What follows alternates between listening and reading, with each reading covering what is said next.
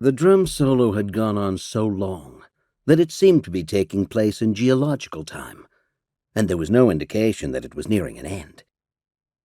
On the contrary, every time my hopes rose, someone in the sparse audience screamed something like, "Far out," or "Go boom boom!" And the message seemed to get through the wall of noise, because the drummer, who went by the name of Boom Boom Black, although, as I had recently learned, he'd been born Morton Pfefferman, did the impossible and played even louder. And then he did it again. Still, whenever I was gripped by a really compelling need to flee the theater, I looked at the guy holding the sticks, Morton or Boom Boom, and felt a grudging admiration for his willpower and his stamina, while withholding the laurel wreath for taste.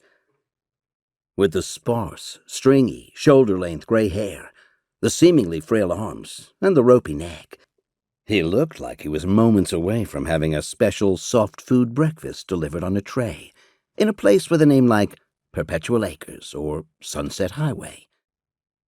Instead, he had embarked on a solo that, from my perspective, threatened to outlive him. The evening had begun on a note of discord and had grown more cacophonous ever since, a bad joke that had slowly turned into a worse one. When there were butts in the relatively few seats that had been sold, the lights had gone to half, and the absolutely massive speakers that had been hung over the stage erupted with the enormous chords of Strauss's "Thus Spoke Zarathustra," better known to the generation, some of whose members had, in part at least, embraced this band as the 2001 music.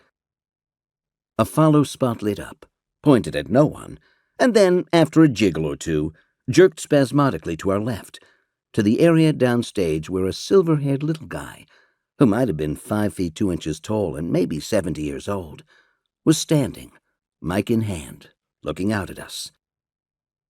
"Good evening, good evening," he'd said in a voice simultaneously sweet and ragged, like a flute being played through a wet dishcloth.